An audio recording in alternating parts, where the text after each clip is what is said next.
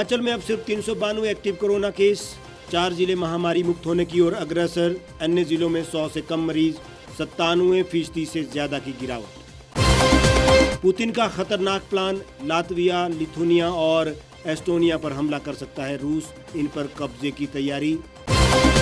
Japan में भूकंप से हाहाकार। 20 लाख घरों में बिजली गुल। चलती बुलेट ट्रेन पटरी से उतरी।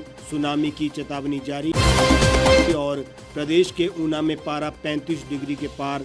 लाहौल में कार पर हिमस्खलन। 5 टूरिस्ट बाल बाल बचे।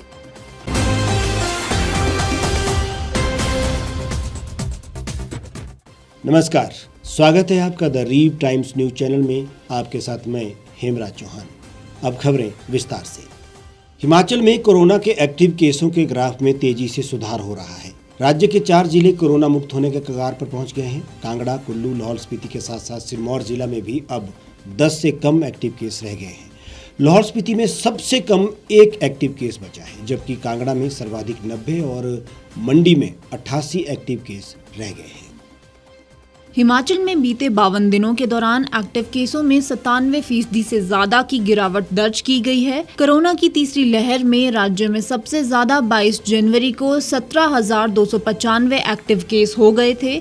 उस दौरान कई जिलों में संक्रमण दर 30% पार थी। खासकर शिमला, मंडी, हमीरपुर और सिरमौर जिले में स्थिति काफी गंभीर हो गई थी, लेकिन 2 सप्ताह से संक्रमण दर 2% से कम हुई है। राहत की बात यह रही कि तीसरी लहर में अधिकतर लोगों ने कोरोना को अपने घरों पर ही आइसोलेट होकर मात दी है। अस्पतालों में केवल गंभीर बीमारी वाले लोगों को ही भर्ती करना पड़ा है।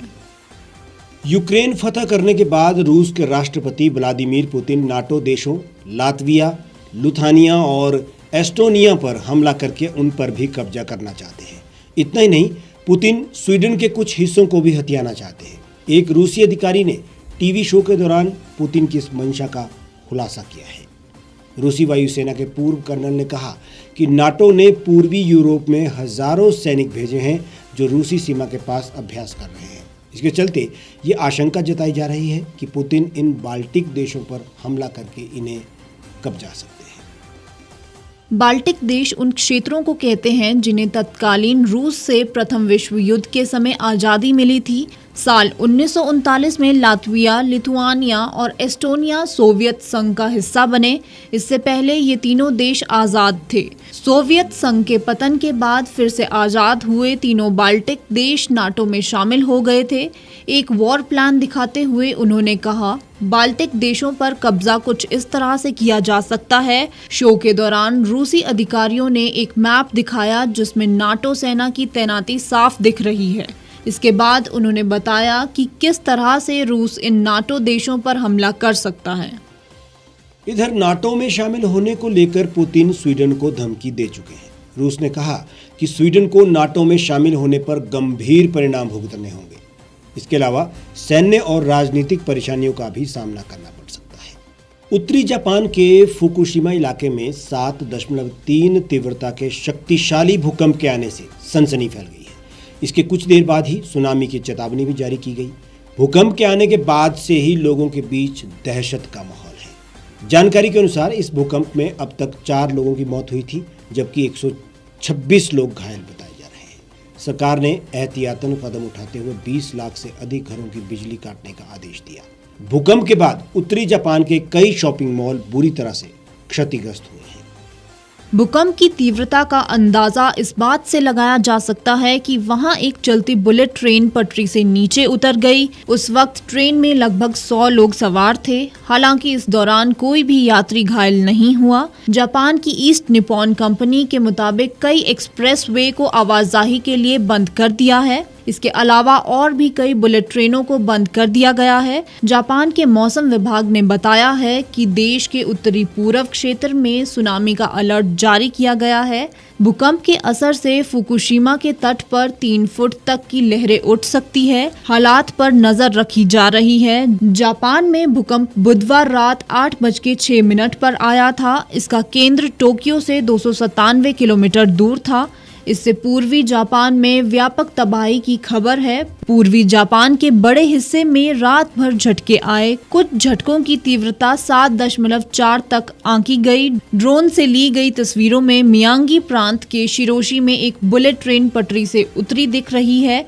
टोक्यो इलेक्ट्रिक पावर कंपनी के अनुसार भूकंप के कारण जापान के करीब 20 लाख घरों की बिजली गुल हो गई है।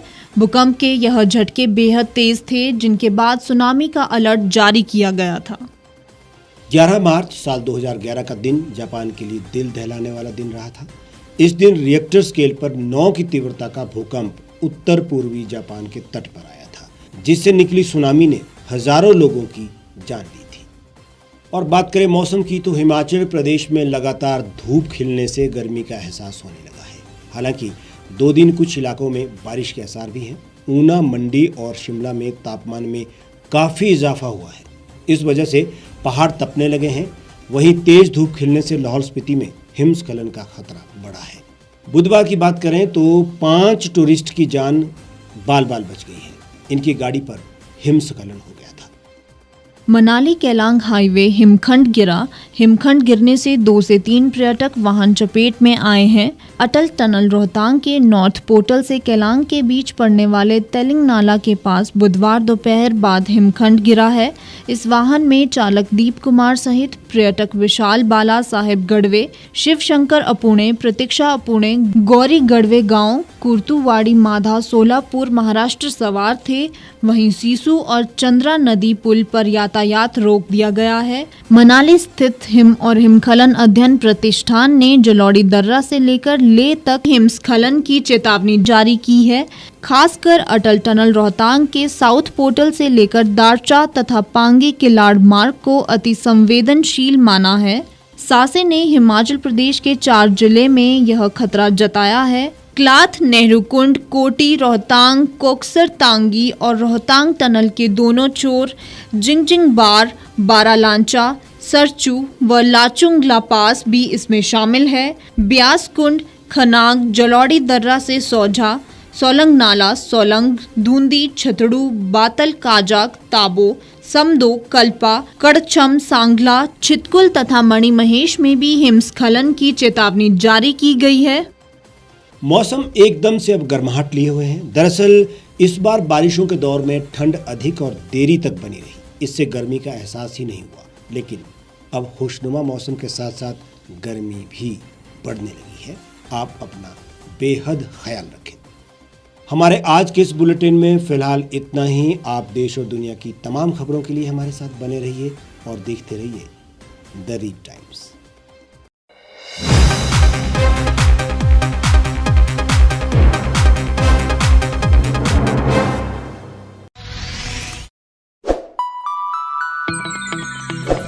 खबरों में बने रहने के लिए सब्सक्राइब करें द रीप टाइम्स। लाइक और शेयर करना ना भूलें।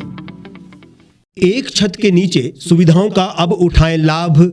रीव ई मार्ट में अब पाएं अपनी रसोई के लिए गुणवत्ता और सस्ते दामों पर राशन सामग्री। दालें हो या हो मसाले, आपका किचन ई मार्ट संभाले। उच्च गुणवत्ता और दामों में बेहतरीन रीव ई मार्ट में पधारें और पाएं अपनी पसंद के सभी उत्पाद, या फिर करें ऑनलाइन ऑर्डर और पाएं घर द्वार पर ही सुविधा। आज ही संपर्क करें फोन नंबर 8219694079 पर। बाईपास रोड, शनान, संजौली, शिमला। गांव की चौपालों से लेकर संसद के गलियारों तक, गृहिणी के चूल्हे से लेकर निवेश और बाजारों तक, किसानों के हाल से लेकर खेत और खलिहानों तक, शिक्षा और स्वास्थ्य से लेकर खेल के मैदानों तक, संसद के प्रधान से लेकर पंचायत के पंच तक, सेंट्रल हॉल से लेकर ग्राम सभा के मंच तक, हर खबर पर रहेगी हमारी पैनी नजर।